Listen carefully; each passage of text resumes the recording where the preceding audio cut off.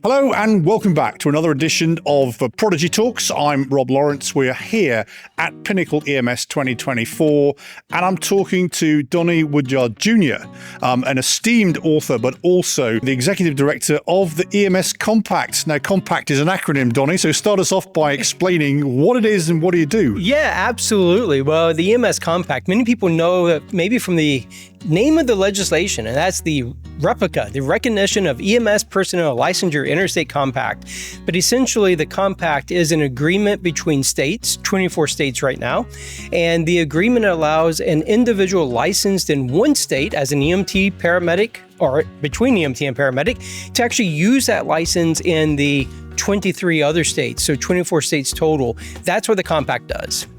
So I've been talking to a few folk from out of the country in the last wee while, and of course they can't understand why a medic in Maine can't go and work somewhere else in the country, and there are reasons for that. And so explain the compact setup and you know why you're trying to encourage more states to join in.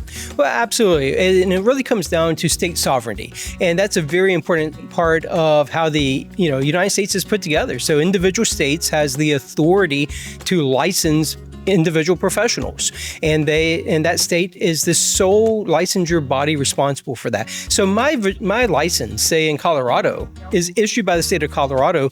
There is no obligation for the state of Kansas or Virginia to recognize that license. What the compact does is it's a piece of legislation that actually is part of a contract between states and state law. And it says if we unify standards, if we have the same requirements to become an EMT or paramedic, and we set up a way to exchange that information, then indeed my license issued by Colorado can be recognized in Virginia or any of the other states. Now, it also involves a feedback mechanism so that, if I don't follow the laws or the regulation, then that state that I'm working in has the ability to investigate. It's very similar to my driver's license. We're here in Florida, and actually I got a rental car, and I'm driving in Florida on a Colorado issued driver's license. Now, I've got to follow the laws here, but Florida says, hey, that's fine. We have a unified standard. You can drive. You know the basics of how to drive. But if I decide to go, 150 miles per hour down Alligator, alley in the Everglades, they can hold me accountable. That's how the compacts work.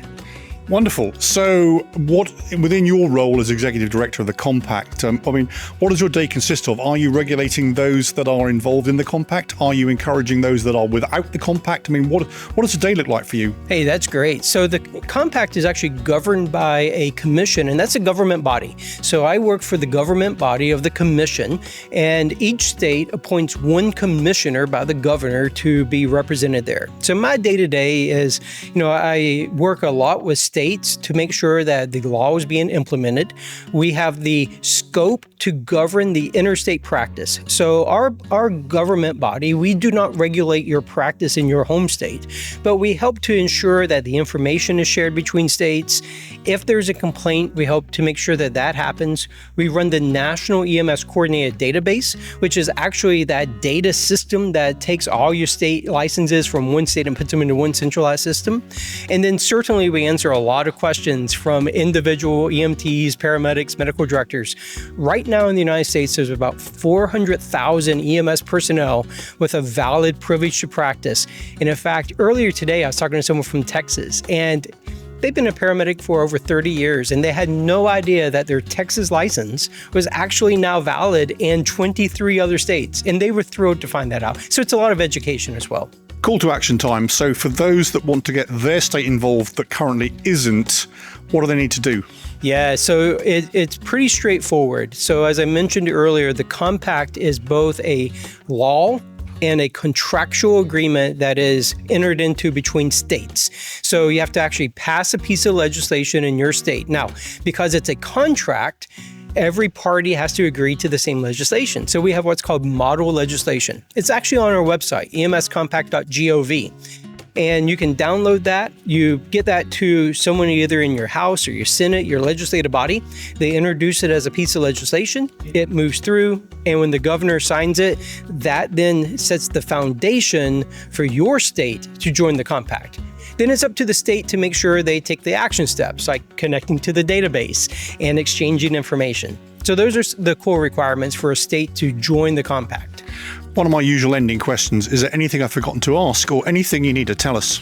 I think one of the common questions we get is related to, okay, I've got a license in one state and a privilege to practice in other states. How do I actually use that? And it's really straightforward. And so it is, as an individual EMT or paramedic, you have to, one, validate that your privilege to practice shows on the website, emscompact.gov, and you put in your national EMS ID number, which is a 12-digit number. We can help you find that if needed. And then you have to affiliate with an agency. There's no independent practice.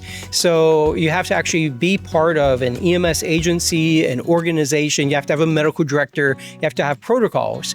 The thing is, I don't have to now apply for 5, 10, 15, or 20 independent state licenses. So that's really the number one takeaway is affiliate with your agency. It can be for short-term or extended term. It could be for disaster response or to help maybe cover like Burning Man or a big NASCAR event, or it could be help with surge operations. And then your privilege to practice is good to go. Wonderful. So there you go. That is the complex, compact discussion with Donnie Woodyard Jr. Don't forget to learn more from us. Visit prodigyems.com. This was Donnie Woodyard Jr. I've been Rob Lawrence. Back to you.